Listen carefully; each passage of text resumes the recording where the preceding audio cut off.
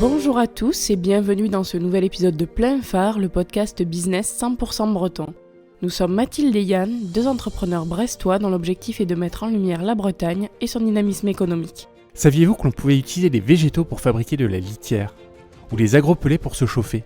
Nous non plus, et c'est pour ça que nous avons rencontré Tiffen Fox qui nous a présenté son entreprise Easy.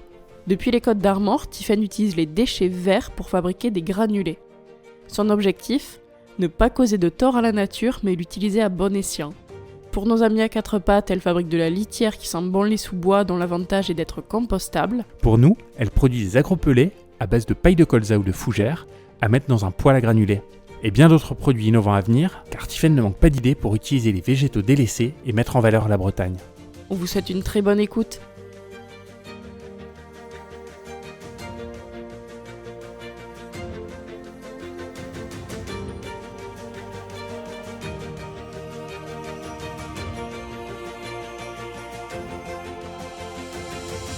Bonjour Tiffen, merci de nous accueillir dans l'usine de Easy. Est-ce que tu peux commencer par te présenter et nous présenter Easy ?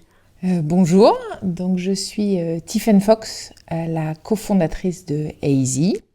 J'ai 47 ans, je suis costarmoricaine, donc je rentre au pays.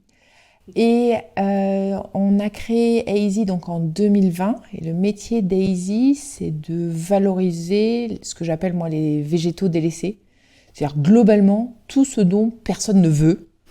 Et on transforme ça, donc on a une unité de production, comme tu l'as dit, et on transforme ça en plein de différents produits respectueux de l'environnement, dont un des produits dont on parle un petit peu en ce moment, c'est l'ITSI, donc la litière végétale pour les petits animaux de compagnie. Qu'est-ce qui t'a donné envie de te lancer dans cette aventure ? C'est pas courant comme métier, comme secteur d'activité. Non, c'est pas courant. Donc j'ai la chance d'avoir bossé pendant 15 ans. J'étais salariée dans une grande boîte. Et puis au bout de 15 ans, j'avais à la fois sans doute la crise de la quarantaine, donc envie de faire autre chose. Et puis j'ai eu la chance de rencontrer en Angleterre des gens donc Barry et Bert, qui faisaient des bûches compressées de fougères. Et en fait, c'est crise de la quarantaine, envie de faire autre chose, envie de revenir au pays, etc. Et donc, moi, je me suis dit, mais c'est super cette idée-là. Nous aussi, on a un peu de fougères en Bretagne. Donc, je pourrais rentrer et en faire quelque chose. Et ça a un peu démarré comme ça, sur un espèce de coup de tête vert, ou plus vert que d'habitude. Et puis après, le saut dans le grand vide, quoi. Tu vivais à l'étranger, pourquoi ne pas avoir lancé cette entreprise là où tu étais et pourquoi le faire ici dans les Côtes d'Armor ? Alors à l'époque déjà, moi j'étais revenue déjà en France, alors semi en France, parce que je m'occupais de la production européenne pour Leroy Merlin sans le nommer, et donc des marques de distributeurs. Donc j'avais déjà fait le pas de la production, mais pour quelqu'un d'autre, et j'étais basée entre Lille et Londres. Londres parce que mon mari est anglais et vivait là-bas. Pourquoi revenir en Côte d'Armor ? Parce que d'abord, c'est l'appel des racines, l'appel du grand air, l'envie de revenir au pays. Et puis l'envie, en fait, de contribuer concrètement à la région dont je suis très fière. Tu disais que tu as travaillé dans la grande distribution spécialisée. En quoi cette expérience t'apporte aujourd'hui dans l'entrepreneuriat et dans la création d'entreprises ? Alors moi, j'ai eu la chance de travailler effectivement dans la grande distribution et grande distribution spécialisée, j'ai fait les deux, et de travailler beaucoup à l'étranger, à la fois dans des grands groupes et souvent en création d'entreprises ou de business units.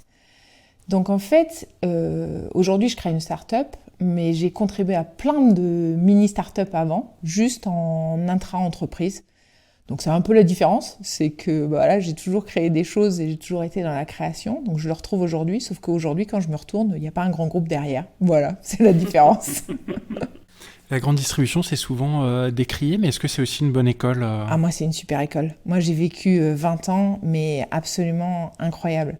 J'ai eu la chance de faire, alors je crois qu'une fois j'ai compté, je pense que j'ai fait plus de 10 métiers différents. Alors si je compte rapidement, dans 1, 2, 3, 4, 5 pays différents. Donc au niveau enrichissement, différentes cultures, différents clients, différents produits, différents métiers, c'est juste une école incroyable. Et c'est ça aujourd'hui qui me permet, je pense, d'aller plus vite et d'être en tout cas plus agile voilà, parce que j'ai eu l'habitude d'avoir à intervenir dans des situations différentes. La première idée avec Easy, c'était la production de granulés de chauffage à base de fougères. Pour le moment, ils ne sont commercialisés que dans l'usine pour des clients testeurs. En quoi consistent ces tests ? Alors, en fait, c'est vrai que c'est la première idée et forcément, je pense que quand on est start-up, entre l'idée et la réalité, il y a plein de choses différentes. C'est clair. Alors, pourquoi on n'est que dans l'usine ? Parce qu'on est sur des granulés énergie, mais qui sont un peu spécifiques, parce qu'on parle d'agro-pelé, c'est-à-dire du pelé de végétaux. Et donc, nous, on part du principe qu'il faut mieux accompagner au plus proche les clients pour leur expliquer réellement comment utiliser le produit. Il y a une différence d'utilisation ? Pas en tant que telle, par contre, il y a une différence d'entretien, par exemple. Des agro-pelés, ça fait plus de taux de cendre, même si on a travaillé pour avoir des taux de cendre réduits et au plus proche des granulés bois, mais ça fait plus de taux de cendre parce que c'est des végétaux. Et donc, ça veut dire que, par exemple, il faut entretenir son poêle et notamment aspirer les cendres tous les jours. Ce que, dans les faits, alors beaucoup de clients font, mais c'est pas la consigne en général. Et donc, nous, pour éviter et pour être sûr que notre produit il arrive bien sur le marché avec une bonne utilisation, on a préféré, dans un premier temps, expliquer ce point-là. Et donc, c'est pour ça qu'on est sur de la vente locale. Et puis, la deuxième chose, c'est un truc un peu plus ancré auquel on croit. C'est que nous, on croit beaucoup à une énergie verte locale. Donc, toutes nos matières pour le granulé énergie viennent à moins de 80 km de l'usine pour les locaux. Et donc, ça fait sens de vendre à chaque fois aux locaux qui, eux, viennent à 10-15 km autour de l'usine, quoi. Donc, on recrée une communauté autour d'un produit auquel tout le monde croit, quoi. Tu disais que là, il y avait plus de cendres parce que c'était un produit végétal. D'habitude, les pelés ou les granulés, c'est fait à partir de quoi ? Du bois. Du bois. Donc, c'est fait à partir du bois. Donc, nous, la différence, c'est qu'on a des végétaux et des résidus de bois. Alors, c'est vraiment des résidus hyper fins. Donc, en soi, on ne pourrait pas les utiliser seulement pour faire du granulé bois. Donc, nous, notre savoir-faire, c'est d'avoir la bonne recette pour tout mélanger et faire que ça marche bien. Et du coup, ça veut dire qu'on est sur des végétaux qui sont un renouvellement annuel et des choses dont, comme je disais en début, personne ne veut en fait. Donc pour l'agro-pelé, on travaille avec les Landes. Donc, alors c'est pas dans les Landes, parce que souvent les gens me disent les Landes dans les Landes. Non, c'est les Landes bretonnes, donc c'est-à-dire Fougères à Jongenay, et on travaille avec des réserves naturelles qui doivent faucher pour amener de la biodiversité. Est-ce que tu envisages quand même d'étendre la distribution des granulés de chauffage à d'autres points de vente ailleurs en France ? Alors en fait, c'est un modèle un peu différent qu'on essaye de faire. Ce qu'on essaye de faire, c'est plutôt... En fait, je vais le faire à l'envers. Je vais vous expliquer pourquoi on ne va pas faire ça. C'est beaucoup plus simple et vous allez tout de suite comprendre. Vous imaginez, si je disais on étend à l'ensemble de la France, ça veut dire que globalement, il faudrait que j'aille faucher mes fougères à Strasbourg, que je les transforme à Hénon, donc dans les Côtes-d'Armor, pour après aller les vendre à Nice. En termes d'empreinte carbone et vu ce qu'on veut faire, c'est quand même pas super clean, cette histoire. Ouais, c'est pas hyper cohérent. C'est pas hyper cohérent, exactement. C'est vraiment le bon terme, c'est pas hyper cohérent. Donc nous, notre idée, c'est plutôt de montrer que on peut faire tout en local, c'est-à-dire récupérer à 100 km, vendre globalement pas très loin, etc. Et plutôt démultiplier en fait ces concepts-là partout en France, où il y a à la fois beaucoup de ressources et beaucoup de clients.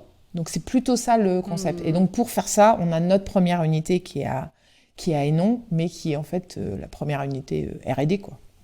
Et du coup, ça veut dire qu'il y en a d'autres qui sont en préparation ? Alors en préparation, je sais pas, en tout cas dans l'idée, on en a pas mal. Ouais. On a quelques demandes, on a pas mal de demandes en fait, de gens qui sont intéressés par le concept, qui nous disent « Ah mais moi j'ai ça dans le sud de la France, on a eu des pailles de lavande, moi j'ai de la paille de lavande dans le sud de la France, etc. » C'est pour ça qu'on n'est plus que sur les fougères, mais sur tous les végétaux. Donc on réfléchit. Après, je viens d'une famille d'agriculteurs. Et donc, je pense que j'avance étape par étape. Alors, ce qui est un peu antinomique de start-up, mais bon, j'apprends. Et donc, en fait, ce qu'on essaye aussi de faire, c'est qu'avant de se dire, bon, allez, on démultiplie partout, on essaye un peu de sécuriser le concept de la première unité pour être capable de démultiplier quelque chose plus rapidement après. Donc, ouais, il y en a dans le pipe. Maintenant, on va attendre de lever quelques fonds pour le faire aussi. Et puis après, et d'avoir des gens qui ont envie de le faire avec nous. Parce que nous, la notion de territorialité et d'engagement humain est importante. Donc, il faut qu'on ait dans chaque, on va dire, territoire où on a envie de s'implanter, il faut surtout qu'il y ait des gens qui ont envie de le faire avec nous. Et donc à Easy Provence, Easy Alsace, c'est à quelle échéance ? Moi, j'aimerais bien la première entre 2025 et 2026. Je pense qu'on est sur quelque chose d'assez cohérent. C'est-à-dire qu'on se donne encore toute cette année ici et début d'année prochaine pour vraiment sécuriser et créer les bases de la suite. Et ouais, 25-26, ce sera pas mal. Du coup, ce serait un système assez proche de la franchise, non ? Alors, ce serait... En tout cas, quand je parle de franchise, tout le monde comprend. Donc, on va le faire comme ça. Moi, j'aimerais bien un truc un peu différent, en fait. J'aimerais bien des choses où on peut avoir un système de franchise et où, notamment, Easy apporte tout son savoir-faire, tout le poids de ses marques, etc. Tout ce qu'on a fait, en fait, pendant 3 à 5 ans, selon le rythme auquel on se développe. Mais j'aimerais bien aussi avoir un système où... il y a des acteurs locaux, il y a peut-être des agriculteurs locaux, des coopératives, etc. Donc, une espèce de, je sais pas, coopérative / franchise, un truc un peu nouveau à tester, je pense, pour embarquer plus de monde dans l'aventure. Et c'est quoi les avantages des agropelés par rapport au bois ? Alors, la première chose, c'est que ça chauffe pareil. Donc, on va pas chercher un avantage déjà, sur le fait que ça chauffe plus ou moins, etc. Ça chauffe pareil. Ça vaut un petit peu moins cher, mais plutôt par rapport à la contrainte en fait du taux de cendre et du fait qu'il faut entretenir plus souvent. Donc nous, on l'a positionné un petit peu moins cher pour ça. Et le principal avantage, c'est qu'on est sur des ressources qui sont hyper proches en fait à chaque fois de chaque unité et à un renouvellement annuel. Et c'est surtout ça qui est l'avantage. Après, on viendra jamais à la place d'eux, et c'est pas l'objectif, parce qu'on n'a pas les volumes, etc. Donc on est juste une solution complémentaire à une solution d'énergie verte. Et ces ressources-là, en plus, elles ne sont pas employées ailleurs, si ? Non. Peut-être un petit peu pour les animaux ? Pas du tout. Alors nous, en fait, le truc, c'est que dès que c'est déjà utilisé, ça ne nous intéresse pas. Parce qu'on part du principe qu'il y a déjà plein d'utilisations avec plein de choses. Donc pour les animaux, on l'a dit, pour du foin, du paillage, du miscanthus qui existe déjà, etc. en énergie, voilà, des choses comme ça. Miscanthus, c'est quoi ? Alors le miscanthus, c'est une espèce de grande graminée qui est utilisée soit en paillage, soit en énergie. Okay. Et qu'on plante volontairement pour ça. Donc nous, tous ces approvisionnements sur lesquels il y a déjà des débouchés, ça ne nous intéresse pas parce qu'il y a déjà des gens qui le font très très bien. Donc autant laisser les gens faire. Par contre, ce qui nous intéresse, c'est tout ce dont personne ne veut. Donc on a parlé des fauches de lande, on peut parler ce que j'appelle moi les prairies humides, donc des fonds de prés dont personne ne fait rien, il n'y a pas de valeur nutritive ni rien. Tant qu'on parle de valeur nutritive d'ailleurs, on a les vieux foins. C'est-à-dire en fin de saison, il y a les agriculteurs en général, il leur reste du foin qu'ils n'ont pas tout utilisé et on le jette parce qu'il n'a plus de valeur nutritive. Nous, ça nous intéresse, on arrive à en faire des choses. Les pailles de colza, ça reste sur champ, donc on en laisse une partie sur champ pour amender, mais on récupère le reste. Puis après, dans les trucs un peu fous, moi j'aimerais bien travailler sur les fauches de bord de route. Là, on se dit, tout le monde fauche, on n'en fait rien, voilà. Demain, peut-être les déchets verts au lieu qu'ils aillent en déchetterie, enfin bref. En fait, dès l'instant où on change le regard, moi je trouve que les végétaux délaissés, en fait, il y en a partout et tout le temps. Il faut juste regarder un peu différemment, quoi.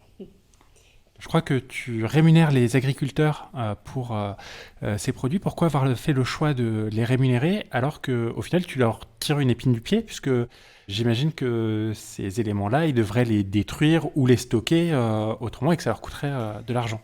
Oui, mais nous, notre concept, c'est que ça doit bénéficier à tout le monde. Et d'ailleurs, c'était l'idée que je disais, je voulais revenir en Bretagne pour contribuer à ma région. En fait, c'est ça, on crée une entreprise pour que ça marche pour tout le monde. Et donc, on embarque tout le monde dans l'histoire. Donc, on rémunère les agriculteurs, on indemnise les réserves naturelles, etc. Parce que tout a une valeur et il faut embarquer tout le monde dans l'histoire. Et voilà, c'est plus une histoire presque de valeur qu'autre chose, en fait. Mais c'est important pour tout le monde, ouais. Et comme ça bénéficie à tout le monde, en fait. On en a un peu parlé tout à l'heure, tu produis également Lidzi, la litière végétale et compostable. Est-ce que tu peux nous raconter comment t'es venue l'idée de fabriquer de la litière avec des végétaux bretons ? Alors, le truc complètement fou, c'est un jour je me baladais sur la plage, alors en l'occurrence j'aidais à compter des petites coquilles, etc. Auprès d'une association. Et donc je discute avec le monsieur que j'accompagne et il me dit ah, c'est super ce que vous faites et tout ça. Bah moi j'utilise du pelé pour mes chats en litière. Bon, super. Et donc ça reste dans un coin de ma tête sans doute, etc. Et puis premier test de R&D sur l'agro-pelé. Et en fait, les retours nous ont dit, notre labo nous a dit, bon, ok, il y a une partie, ça marche, il n'y a pas de problème, mais il y a une partie, vous n'arriverez jamais à le valoriser parce que là, vous allez vraiment avoir des taux de sang trop élevés. Donc flûte, on réfléchit parce qu'on se dit, on peut pas un coup dire aux réserves, cette matière-là, je la prends, et puis cette matière-là, je la prends pas. Parce que là, pour le coup, l'épine du pied, on l'a pas du tout enlevée. Là, effectivement, ça complexifie la situation pour eux. Là, c'est impossible. Et nous, ce qu'on essaie de faire, c'est des choses simples pour tout le monde, quoi. Donc voilà. Donc on a réfléchi, on s'est dit, ok, donc on a de la matière, qu'est-ce qu'on peut en faire? Et cette idée-là, elle est revenue dans ma tête. Je me suis dit, tiens, on pourrait peut-être faire quelque chose avec ça. Et donc, comment on a fait? On a produit, on a fait des tests qu'on a, alors en l'occurrence, donné à des associations, des refuges en fait pour chats errants, parce qu'on ne voulait pas que ce soit lié forcément à nos amis animaux ou à nos amis, parce que sinon c'est un peu biaisé. Bien sûr, oui. Donc voilà, donc on l'a donné. Et les premiers retours nous ont dit, mais c'est super votre truc, ça absorbe super bien, ce qui est un peu ce qu'on attend d'une litière, mais bon, voilà, ça absorbait quand même beaucoup mieux que ce qu'ils avaient l'habitude d'avoir. Et ils nous ont dit surtout, il y a un truc incroyable, c'est qu'en fait, votre litière, elle sent les sous-bois. Quand elle est humide, elle sent les sous-bois. Donc, ça venait naturellement masquer les urines. Et donc, c'est ça qui nous a envie de développer. Et puis après, on a continué et on a descendu la verticale comme ça. Est-ce qu'il y a d'autres différences avec une litière minérale traditionnelle ? Ça absorbe, ça masque les odeurs, etc. La différence principale, en fait, c'est que c'est compostable. Et ça, c'est une autre des raisons qui nous a fait avancer sur l'ITI et sur de la litière végétale. En France, il y a 14 millions de chats, donc c'est super, tout le monde adore les chats, etc. C'est formidable. Et 14 millions de chats, ça veut dire que les litières, c'est 3,5% des déchets ménagers en France. Alors à chaque fois, je prends le temps de le dire, parce que tout le monde me dit « Non, c'est pas possible ». Si, je vous assure, c'est possible. Donc 3,5%, c'est assez énorme sur quelque chose dont on ne peut rien faire, juste l'enfouir.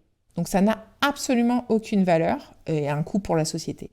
Donc nous, on s'est dit qu'on allait en faire quelque chose. Et l'avantage de notre litière, c'est que c'est compostable. Et ce qu'on dit, nous, à nos clients, c'est mais utilisez-la en paillage. Au lieu de mettre du paillage ou en plus de mettre du paillage sur vos plantes, vos fleurs, vos arbres, utilisez votre litière après et ça revient à la terre, quoi.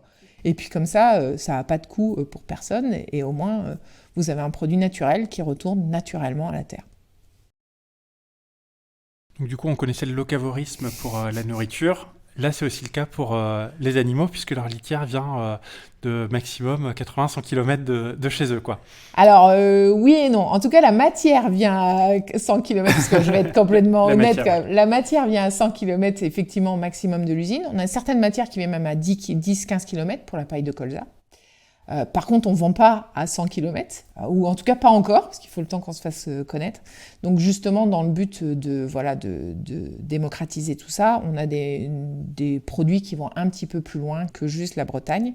Mais le jour où on a plein d'unités, c'est ça qui va se redispatcher en plus. C'est que là, pour l'instant, on est très au fait de ce qui se passe sur la partie ressources. Et sur la partie vente, en tout cas dans une certaine partie de la litière, ça va un peu plus loin. Le jour où on a d'autres unités, c'est à chaque fois l'unité la plus proche qui livrera ces clients-là. Et justement, en parlant de local, tu parlais tout à l'heure de réexploiter les fauchages des routes. Là, il y a d'autres problématiques qui vont se poser dans le domaine des déchets verts, mais pour les particuliers, puisqu'il y a des agglomérations, notamment bretonnes, comme Rennes, qui comptent interdire le dépôt de déchets verts et notamment des tontes de pelouse. Est-ce que ça, c'est quelque chose que vous envisagez de récupérer directement les déchets verts des particuliers pour les valoriser ? Alors, nous, on a été sollicités sur la question depuis très longtemps. En fait, depuis qu'on a démarré ça, je pense que l'Emballe Terre et Mer nous en a parlé. Alors, on a une contrainte aujourd'hui qu'on n'arrive pas à lever, c'est notamment les pelouses. En fait, c'est que ce sont des déchets humides. Et nous, toutes nos matières qu'on rentre, elles doivent être secs. Et aujourd'hui, je ne sais pas faire sécher les pelouses autrement qu'en dépensant de l'énergie, ce qu'on évite de faire sur nos autres matières. Donc, c'est pour ça que c'est un peu compliqué. Par contre, je suis sûre qu'on réfléchira et on trouvera autre chose. Et c'est le gros problème effectivement des collectivités et c'est pour ça qu'elles souhaitent s'en débarrasser parce que c'est de la matière humide qui prend de la place et qui prend énormément de poids. Exactement. Donc, il y a certainement des choses. Alors, là où je suis convaincue, c'est que sur tout ce qui n'est pas déchets verts, pelouse, là, il y a des choses à faire. Les coupes, les coupes d'arbres, etc. Ça, pas de problème de branchage, pas de problème, on peut faire. Sur les pelouses, mais il faut peut-être réfléchir, mais nous, on a l'habitude de, voilà, toutes les questions deviennent des opportunités, donc donnez-nous un petit peu de temps et on va bosser sur le truc.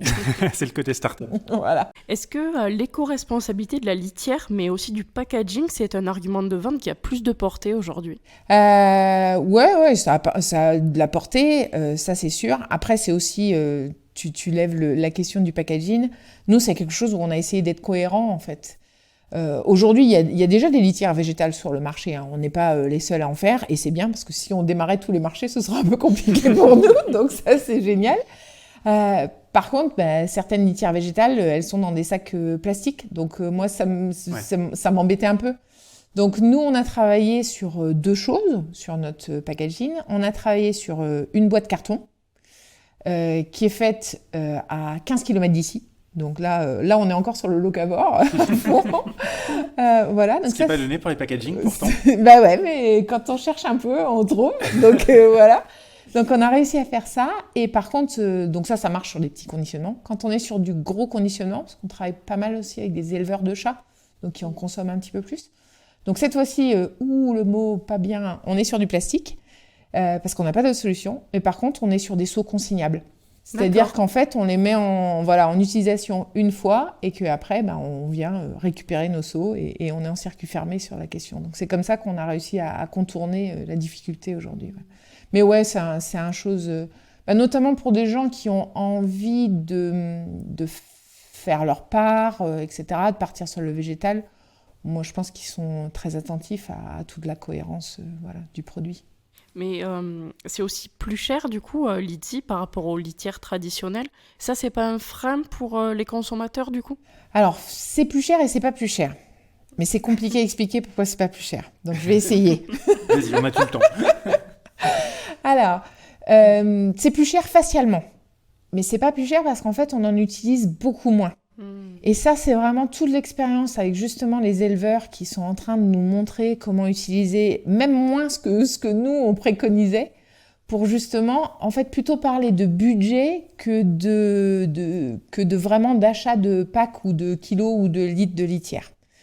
Par contre, ça veut dire que c'est un vrai changement à faire pour faire comprendre ça. Parce que nous, on le sait, parce que on est au quotidien à regarder ce qui se passe, etc. Après, facialement, quand on est devant le linéaire, on ne le voit pas, tout ça. Donc, c'est tout de l'accompagnement qu'on doit faire sur la question. Et après, il y a une autre raison pour laquelle c'est plus cher et c'est pas plus cher, c'est que quand on commence à compter tous les coûts, et y compris, là, on parlait tout à l'heure des déchetteries, etc., on passe tous, par exemple, ou bientôt tous, désolé pour ceux qui ne le sont pas encore, à la redevance incitative. C'est assez intéressant de regarder aussi l'impact du poids des litières dans sa poubelle. Si on peut éviter et passer au compostable, c'est aussi un coût qu'on n'a plus, quoi. Oui. On parlait du fauchage tout à l'heure. En 2022, vous avez fauché un tiers de moins à peu près qu'en 2021. Ça représente 270 tonnes au lieu de 380. Quelle en est la raison ? Parce qu'on a été trop ambitieux sur la première année. En fait, ce qui s'est passé, c'est qu'on est en démarrage, start-up, donc forcément, on rentre de la matière en se disant « Non, mais c'est super, notre produit, on y croit tellement, ça va vendre tout de suite. » Forcément, dans la réalité, ça ne vend pas tout de suite. Donc, on a un peu de stock. Alors, l'avantage, c'est que nous, notre stock, il ne se perd pas. En fait, comme on n'a pas de valeur nutritive, rien, on peut l'utiliser d'une année sur l'autre, donc c'est pas du tout une problématique. Mais par contre, voilà. Donc, l'idée, c'est plutôt quand même de continuer à augmenter. Alors, sur chaque unité, on sera sans doute autour de 500 à 800 tonnes par unité. C'est plutôt ce genre de taille qu'il faut avoir. Maintenant, faut que tout le monde passe à la litière végétale, à l'énergie verte et à tous les autres produits, et rapidement. Et dans ce cas-là, pas de souci, je peux rentrer de la matière dès cet été. Sinon, on va maintenant qu'on a un peu plus de visibilité sur le déploiement de nos ventes, on sait un peu plus être plus précis, quoi. Là, les volumes, ils me paraissent énormes. Quand tu récoltes 100 tonnes de matières premières, combien est-ce que tu ressors après en pellet ou en litière ? 100 tonnes. À peu près 100 tonnes. Ouais, alors je vous enlève les quelques pourcentages d'humidité, de choses comme ça, etc. Mais comme nous, on réinsère tout et que même si on a des défauts de production, on les remet, etc., On est à peu près à la même chose en fait.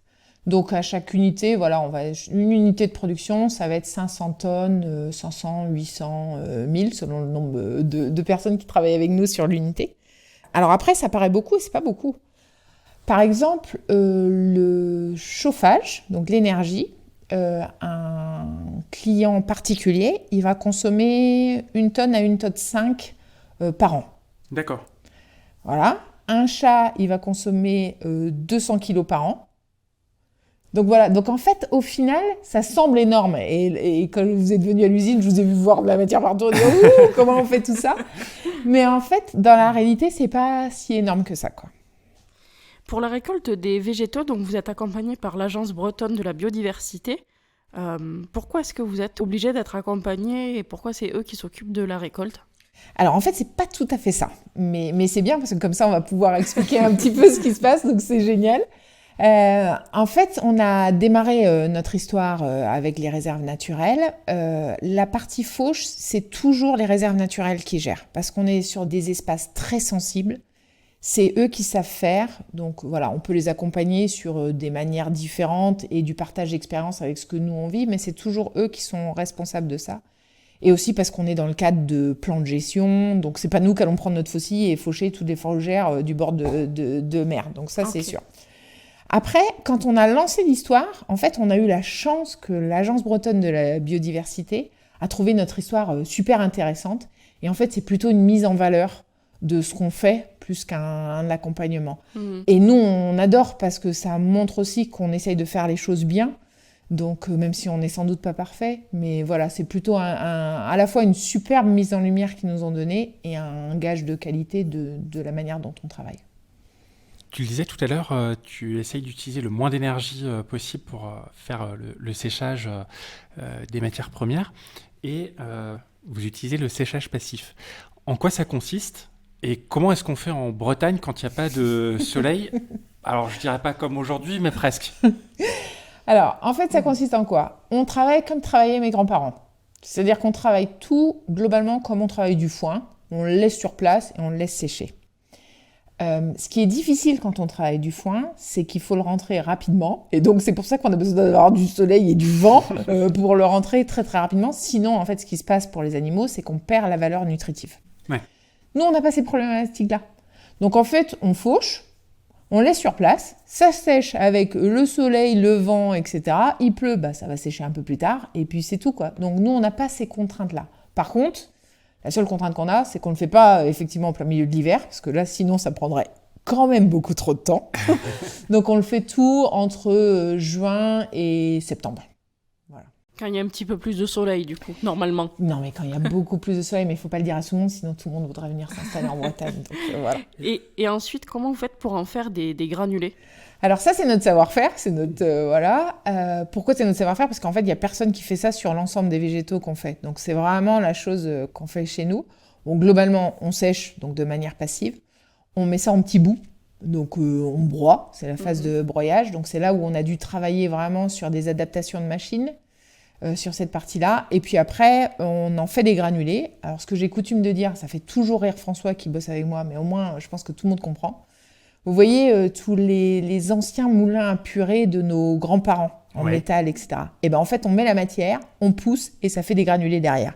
Donc, c'est exactement le même principe. C'est juste un peu plus de pression et de compression, mais sinon, c'est le même principe. Et après, on laisse sécher. Parce qu'en fait, c'est en séchant que le granulé durcit et qui prend tout son pouvoir en fait, d'absorption, etc. Donc, il n'y a rien à ajouter.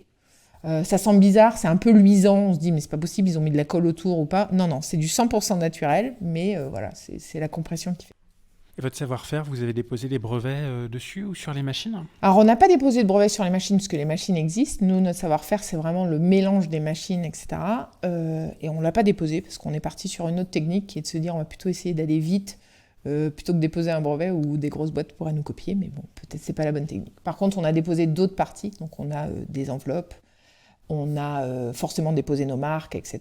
Et puis des contrats protégés sur la partie. En 2022, vous avez fait un crowdfunding pour récolter 5 000 €. Vous avez réussi à atteindre l'objectif. Qu'est-ce que ça a changé pour le développement de l'ITZY ? Voilà, j'ai le droit d'être honnête, hein. Dites-moi oui. Bien sûr, c'est le but. Sinon, on ne viendra pas. Eh ben, pas grand-chose. C'est forcément pas la réponse que vous attendez, mais Mais tu moi vas je nous vais être honnête. expliquer pourquoi. Ouais. Alors en fait, nous on l'a fait en disant que ça allait développer, etc.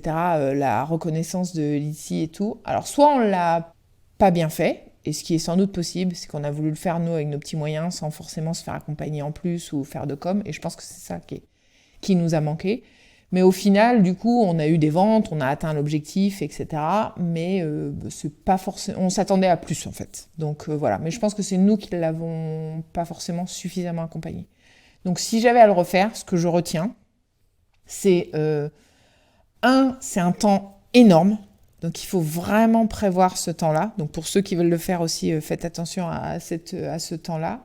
2, c'est un super avantage, mais vraiment quand c'est bien travaillé en com, donc il faut vraiment prévoir des gens presque dont c'est le métier ou qui savent vraiment faire, etc. Ouais. Et 3, alors ça semble complètement antinomique, mais il faut mettre un objectif très très faible pour en fait espérer faire des 200%, 300%, etc.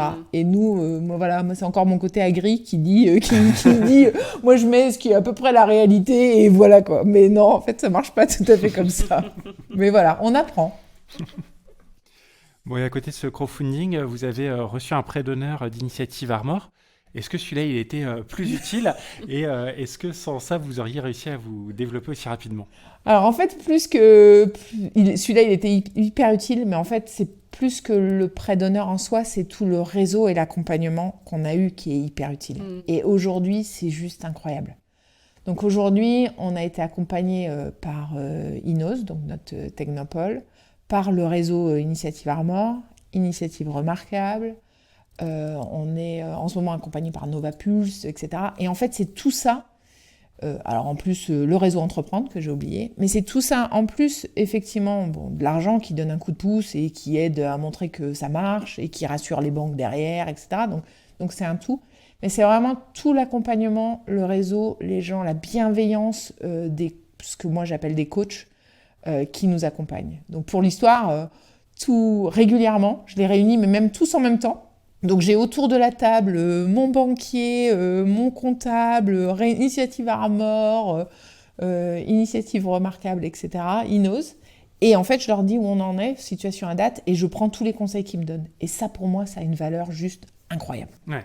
On va parler un petit peu de vente. Donc, tu vends sur le site e-commerce, tu vends dans des points de vente physiques.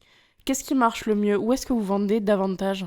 Alors, sur la litière, où on vend davantage, c'est les éleveurs pour chats. Donc, c'est de la vente directe, qui est même pas... Voilà, on le dit pas trop, mais ça va venir, on va le dire. Et en fait, ça marche parce que, ils sont déjà convaincus. En général, ils sont amoureux des animaux, donc amoureux de la planète. Donc, ils sont bien convaincus. Pour nous, c'est des super ambassadeurs. Et donc, ce qu'on essaye de faire, c'est en fait de leur proposer même qu'ils deviennent eux-mêmes revendeurs. Et en fait, de créer une communauté autour d'eux. C'est un peu ça, notre concept. Ce serait un peu des ambassadeurs de la marque. Exactement, Et c'est nos ambassadeurs, mais c'est eux qui en parlent le mieux. Hein. Oui, Et c'est eux qui nous disent comment l'utiliser, qui disent à leurs clients comment l'utiliser, etc. Donc nous, on est ravis, quoi. Bon, moi, par contre, il y a un truc qui m'a un petit peu surpris quand j'ai regardé le site pour préparer avec Mathilde cette interview. C'était la liste de vos revendeurs. Et par rapport à ton passé, où tu as travaillé dans la grande distribution, vous êtes très peu en grande enseigne spécialisée, type jardinerie ou animalerie. Et pourtant, il y a des grandes enseignes qui sont bretonnes et qui, j'imagine, pourraient commercialiser tes produits. Pourquoi est-ce que vous n'êtes pas dans ces enseignes-là? Est-ce que c'est un choix? Alors non, c'est pas un choix. Notre choix, c'est plutôt d'aller quand même sur de la distribution plus spécialisée, déjà, par rapport entre hypermarché et distribution spécialisée. Pourquoi ça? Parce qu'en fait, on est encore sur un produit qui est un petit peu nouveau, donc qui a besoin d'être accompagné. Et je pense que à date, ça se trouve plus en grande distribution spécialisée qu'en grande distribution tout court. Alors, sauf les hyper autour de nous qui jouent la carte du local, et ça, c'est super. Pourquoi on n'y est pas? Je sais pas, faudrait leur demander, quoi. Ils ont mon numéro de téléphone, ils peuvent m'appeler. Non, je plaisante. On est en discussion sur certains, mais on est aussi sur des grands groupes, donc ça prend un peu de temps. Nous, à l'inverse, on n'est que 2 en face, donc peut-être on va pas assez vite aussi, donc voilà. Mais ça va venir, ça va venir. Est-ce que c'est compliqué de négocier avec la grande distribution, maintenant que tu es de l'autre côté? Pour l'instant, c'est pas compliqué, mais c'est peut-être parce que j'ai été de l'autre côté que je sais un peu comment faire. Donc, ça va. Alors après, on essaye d'avoir un prix qui est aussi bon pour tout le monde. Moi, je fais surtout très, très attention au prix public dont on parlait tout à l'heure. Que ce soit pas un produit qui soit très cher ou très connoté bobo, mais qui soit vraiment un produit qui soit accessible à tout le monde. Voilà, et je pense que tout le monde est conscient de ça sur toute la chaîne, donc voilà. Après, oui, c'est sûr, je dois sans doute avoir le petit avantage d'avoir été de l'autre côté, et donc en tout cas, quand ça devient un petit peu trop gros dans la négo, je le vois venir un peu. Et avec ton passé, est-ce qu'un développement international est envisagé dans les années à venir? Alors, en tout cas, on a des demandes. Oui. On a eu des demandes, notamment en Angleterre, d'où est originaire l'idée de Brackenburn, donc nos granulés de fougères. On a eu des demandes en Espagne, on a eu des demandes en Belgique. Voilà, c'est pas exclu, en tout cas, c'est pas vraiment la priorité. La priorité, c'est déjà la France, et on a plein de choses à faire. Et par expérience, je sais que quand on s'implante dans un autre pays, même si c'est l'Europe, même si on parle la même langue, etc., il faut réadapter beaucoup de choses. Ouais, et je pense qu'on n'en est pas du tout à ce stade-là. Bon, peut-être dans quelques années, du coup. Ouais, peut-être. On en reparle dans 10 ans. Ouais, peut-être. Ou peut-être pour mes successeurs, ce sera plus moi. Et puis voilà. Bon, par contre, vous avez collaboré avec Cool Cause pour tester des solutions de substrat. Est-ce que tu peux nous parler de ça et nous dire ce que ça a donné? Ouais. Alors ça, c'est génial. C'est des aventures juste incroyables. En fait, je parraine dans le cadre de Inose. Ils ont un accélérateur d'idées. Et en fait, je suis la marraine de la promo. Et il y en a... Donc, Colcos fait partie de la promo et travaille sur des micro-pousses. Et puis, en échangeant, forcément, donc encore les histoires de réseau, de relations, etc. En échangeant, il nous parle de ses problématiques et il nous a demandé de tester le produit en substrat. Et c'est juste incroyable. En fait, on découvre des choses incroyables. C'est-à-dire que pour lui, c'est un produit qui est devenu hyper simple à utiliser. Il prend nos granulés. On va travailler sur des formules un peu spéciales, mais il prend nos granulés, il rajoute juste de l'eau. Donc, c'est hyper simple à organiser. On est juste à côté. Il est à 15 minutes d'ici. Donc là, dans la notion de local, on est complètement dans la ligne encore. Et nous, ils nous ouvrent des marchés incroyables. Alors moi qui adorais les micro-pousses, en plus, je suis super contente. Donc voilà. Mais plus que ça, du coup, ça nous donne plein d'autres idées pour travailler sur d'autres choses. Et c'est ça qui est super, c'est qu'en fait, dans toutes ces notions de territorialité, etc., on embarque des gens avec nous qui ont envie d'essayer des choses nouvelles et des choses auxquelles on n'aurait pas pensé. Mais c'est vraiment parce que c'est voilà, des producteurs, des gens avec des idées, des envies, etc., qui ont envie de tester autre chose que nous, on part dans l'aventure avec eux. Est-ce qu'il y a d'autres produits à base de végétaux que tu aimerais lancer? J'en ai 12 milliards dans la tête, hein, donc ça, c'est pas une question. Après, ceux auxquels je crois un peu plus rapidement, on va commencer dans ce sens-là plutôt. Moi, je crois beaucoup à du substrat pour la culture de champignons. Parce qu'on est très très proche et on pense que voilà qu'il y a des choses qui sont faites. Ouais. Après, on a des choses aussi sur lesquelles on travaille, mais là c'est un petit peu plus secret, donc on reviendra un peu plus tard. Vous reviendrez, c'est promis, c'est promis. Je vous enverrai l'info, voilà. Mais des choses assez intéressantes. Après, on a travaillé par exemple avec des apiculteurs. Les apiculteurs, en fait, pour aller travailler auprès des ruches, ils enfument les abeilles et donc ils font des tests sur nos granulés pour voir si c'est utilisable ou pas. Donc voilà, après, moi j'ai à peu près 12 milliards d'idées à la seconde. C'est un peu ma problématique. Donc, mais bon, voilà, c'est sans doute mieux quand on est une start-up en tout cas.